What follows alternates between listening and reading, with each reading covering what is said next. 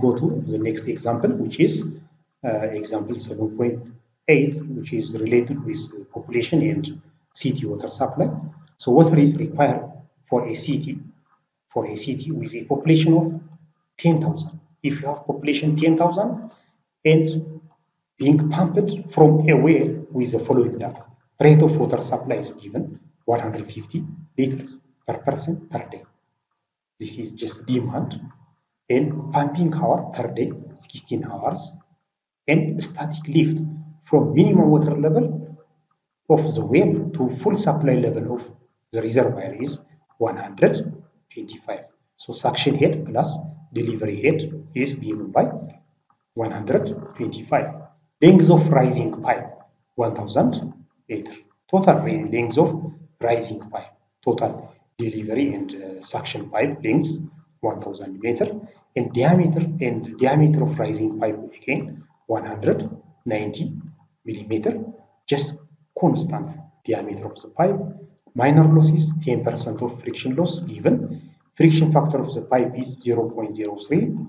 Efficiency of water given. Efficiency of pump is also given. So these are the efficiency of the water and the pump. So determine the power supplied to the water. You see, the power supplied to the water is nothing, just the electrical power which is supplied to the motor. Then from the motor, it will just connect with the shaft. It will give input power to the pump. You see, from water to the pump. Then it will be an input power. So this input power again will produce hydraulic power, just hydraulic power. So second, the cost of electrical energy to fill 10,000 meter cube of reservoir if the energy charge is this one, 0.1545 per kilowatt hour, dollar per kilowatt hour. So I think the second one is similar with the previous one. So we are given suction lift or static lift. Static lift is given Z2 minus Z1, which is static head plus delivery head 125 meter. Then first find the volume of water required per day. Volume of water required per day is nothing, the population times demand or rate of water supply already given. So we have population 10,000 population, then multiplied by 150 liters per person per day. So you multiply. So cancel this one. So you have 1,500,000 liters per day. So when you convert it to meter cube, you have 1,500 meter cube per day, which is, this is just the volume of water required per day. Then flow rate you can calculate now. Flow rate is volume divided by time. Volume divided by time. So just divide 1,500 meter cube per day. You divide by 16 hours per day. You get this meter cube per hour. So day will be cancelled by this one. Then 0.0278 meter cube per second. So in the previous example, discharge was given, but here demand and rate of water supply and the pumping hour given. So we shall compute the discharge or flow rate, which is this one. So 0.0278 meter cube per second. Now from continuity equation, which is this one, Q is equal to area times velocity. Then velocity in the pipe will be just Q over area. So you have the velocity of the pipe, which is 0.174 meter per second. Since the diameter of the suction pipe and delivery pipe the same, so the velocity will be the same. So you will apply again Bernoulli's equation between point 1 and point 2, taking datum at point 1 at the source. Now the same approach will follow. P1 open to atmosphere 0, V1 square initially at rest, and Z1 you have elevation, then H manometric head, again P2 open to atmosphere, V2, then Z2, then major loss plus minor loss you have to add. Then finally V1 and V2 are the velocities in the suction and delivery pipes, because just the same because the velocities are the same because the same diameter you have d1 and d2 the same, which is 190 millimeters. Then rearranging the above equation, you have this H manometric will be computed using Z2 minus Z1 plus major loss plus minor loss. The minor loss is 10% of major loss. Now, once you have this equation, manometric head will be 125, which is the difference between Z2 and Z1, then 1.1 HF. Then using Darcy-Weisbach equation, you have friction factor L over D, B square over 2G, 8F, L square over pi square G, D to the power of 5. Then you just plug into this equation all values, you get 7.737. So you substitute here in this equation, then you have substituting in equation 1, so manometric head will be 133.51 meter. Then the power supplied to the motor is the electrical power, which is just going to use both efficiencies, motor and pump efficiency. Output power over overall efficiency.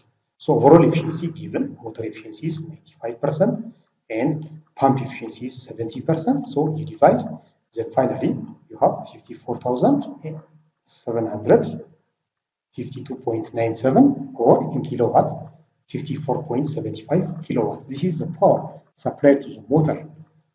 As you note, power required to drive the shaft is input power, which is manometric head, which is output power divided by efficiency of the pump. You see, the power input to drive the shaft, the power required to drive the pump or pumping power is just this one. You have to use pump efficiency here, rho G QH. This is output power, but you have to use this is pump efficiency. Then the required energy will be power, electrical power times time. So you have 16 hours pumping hour. So if you change pumping hour, everything will be changed. So you have 876 kilowatt hour. Cost of electric energy, again, for the whole 16 hour time, you will have cost of energy, cost rate times energy. So you get 135.34 USD. So just cost rate by energy you multiply if you use the whole time. But if you are given volume for a reservoir volume, which is 10,000, to fill this volume, what will happen? Q is equal to V over T. V over T. So you are increasing the volume. But initially we had, I think we have 1,500 meter cube per day. So this is just Q is equal to volume over time. Again, you have to compute time of pumping required for the whole volume of this. So you need to have this second time of pumping convert into hour. Then approximately, we can take approximation, which is 100 hours of pumping for this volume. Then energy will be power times time of pumping. So we just change time of pumping. So this is the total energy required to fill a reservoir of 10,000 meter cube. So 5,475 kilowatt hour. Then cost of energy will be cost rate, which is tariff multiplied by energy. Then you have this one. So 84,588.75 cents. So 845.88 USD. Okay, so I think you see, as a remark, let us say, as a remark, cost rate or tariff depends upon level of economy of the country and the standard living of the population. So cost rate or tariff just may be fluctuated. So may be changed for the future because source of energy may vary from time to time as technology is advancing. You may use fossil fuel and also nuclear power and other hydropower or small scale energy, etc. You can use diesel, etc. So tariff may be changed depending upon technology you are going to use, and it depends upon the living standard of the people. It depends upon the end user. So for domestic use, you can just use different purpose. So I think with that concept, it may vary. And the time of pumping also, if you change, then everything will be changed. And the sizes, if the sizes of the pipes and elevations are changed, the result will also be changed because of variation of elevation and also size of the pipe, because flow rate will be changed and also other variables will be changed.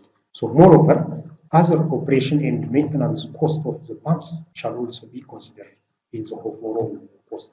You need fuel cost, operation and maintenance cost of the pump. You have to add this overall costs. Thank you very much. Okay, the same problem we have. Just as exercise, we can try a water source with elevation of 10 meters to be pumped by a centrifugal pump to an open reservoir at an elevation of 80 meters. The suction pipe and discharge pipe diameter is 250 millimeter and 200 millimeter pipe, different diameters respectively. So the pump center line is at 5 meter. The pump center line is at 5 meter above the source, which is the head loss as the suction pipe is 0.05 meter and 0.45 at discharging pipe. So you have head loss again due to suction and delivery. Then the pump delivers at 15 liters per second and has an efficiency of 0.75 or 75%, while the electric motor is 80%. So just determine the water horsepower of the pump, the brake horsepower of the pump, the power input to drive the motor, which is the electrical power. So similar problem is the previous. So just as a hint, just you will follow this one, which is just the elevation, which is manometric head, will be computed first. So HS you have just static head plus delivery head, which is you have difference in elevation, 10 meter you have, 80 meter you have. Then suction pipe again you have diameter, and also delivery pipe again you have diameter, and the pump center line is at 5 meter. This is the pump at 5 meter above this, above the source, which is above this water level. So you have here two elevations will be at this point, similar with the previous at this point. Then finally you have lower reservoir and upper reservoir, you proceed. So you will use pump efficiency for this one, but for motor you have to use both efficiencies. For efficiencies, motor and pump efficiencies will be used. So flow rate is already given. Okay, now let us continue to hydraulic turbines. So I think in the very beginning we have been dealing with turbines and pumps. So in turbines, just taking just energy from water. So you have potential energy. So this potential energy due to the head of water will be converted into kinetic energy by piping system. Then it will just enter to penstock. So the penstock again you have scroll casing. Then it will create rotation, which is mechanical energy. So this mechanical energy again will be converted into electrical energy due to the shaft. So it is coupled with the generator. So generator and scroll casing will be coupled with the shaft. Then finally it will generate power or energy. So you have two types of turbines, impulse turbine and reaction turbines. Now let us continue the example.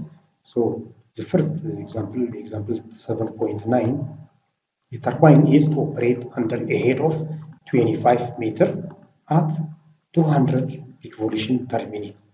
So if the discharge is 9 meter cube per second, and its overall efficiency is 90%, determine the power generated, the specific speed of the turbine, the type of turbine. So, given parameters, we have net head available 25, rotational speed we have 200 revolution per minute, discharge given, overall efficiency given. So once you have overall efficiency, you can have just the total power. Will be just for power is a function of Q and H. But this overall efficiency may be composed of hydraulic efficiency, mechanical efficiency, conveyance efficiency, generator efficiency, and other efficiencies, transmission distribution efficiencies also. But for this specific problem, we will focus on overall efficiency.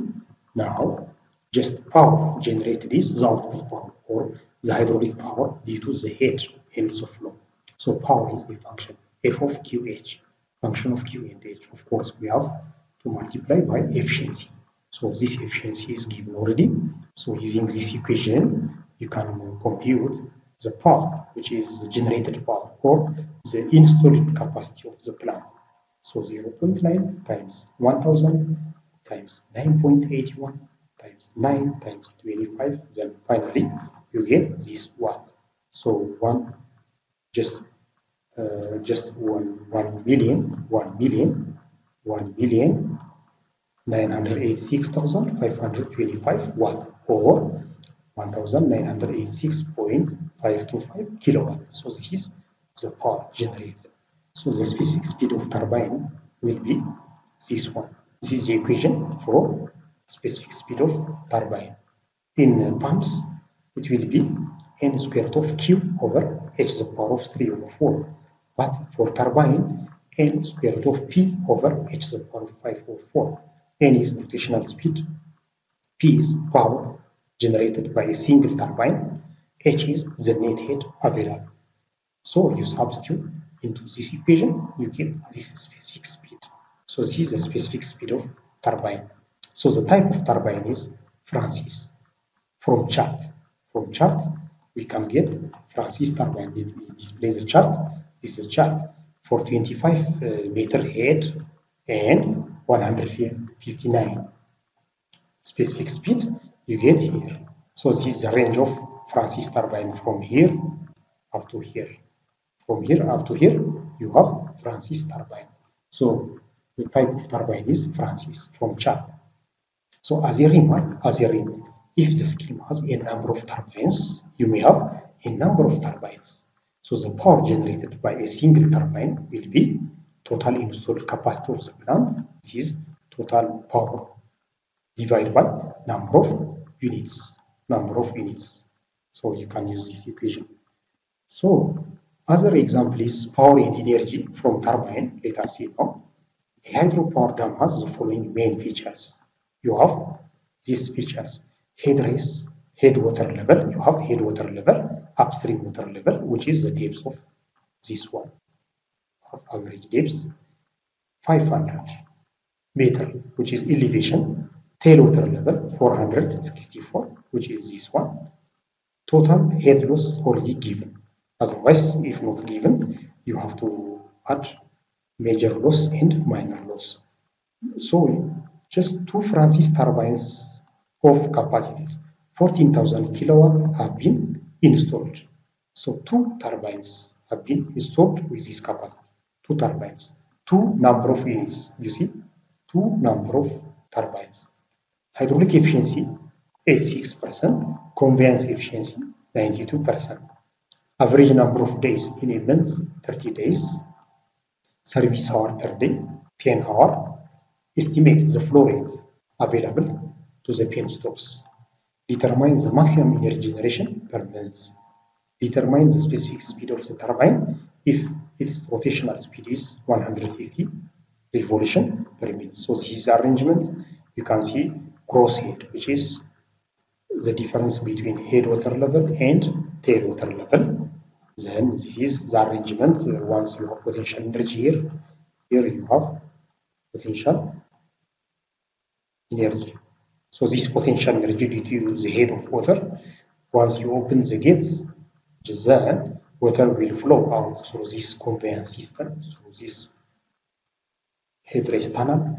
Then due to high flow velocity, this will just hit the scroll casing here. So you have scroll casing here. This is the draft tube. It will go to the tailwater once you just run this one rotated. So this kinetic energy, which is potential energy, kinetic energy, you have here kinetic energy. Then this kinetic energy will be converted into mechanical energy, which is rotational motion of the shaft. So this shaft will rotate. This shaft will rotate. So this shaft is coupled with the generator here, with this one. Then from kinetic energy to mechanical energy, here you have mechanical energy. Then from mechanical energy, you have to convert into electrical energy or heat energy first, heat energy. Then from heat energy, electrical energy will be taken. So you will have just cable, electric cable will be taken into transformer. Then from transformer, you can just distribute power through power lines. So total installed capacity, since you have two number of wings, each generate 14,000. So this is the total power installed capacity. So gross head, which is head water level minus tail water level. So you have this one, 46 meter. So net head available, gross head minus losses. So you have losses in case you have minor and major losses, you have to add. This is summation total loss given. Total loss is given. So you need net head is 44.5 meter. So overall efficiency is so product of hydraulic efficiency, conveyance efficiency, mechanical efficiency, generator efficiency, etc. So other just keep constant, which is 100% assumption. So you multiply the rest. So you get 0.791 total installed capacity now. Overall efficiency multiplied by unit weight of water, flow rate Q, H net. So you multiply this one, then finally you have to just have Q unknown. So you are asked Q. So total installed capacity flow rate will be 81.087 meter cube per second. This is total flow rate to two penstocks. For two penstocks you have one flow rate. So it will divide into two. So first penstock, second penstock here. So you have two penstocks. So you have to divide discharge per penstock or per unit. You have to divide into two. So you have to divide into two. I think just let me check. You have how many? Two Francis turbines.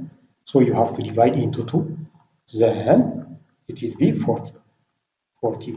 So energy, power times time, which is this one, times time.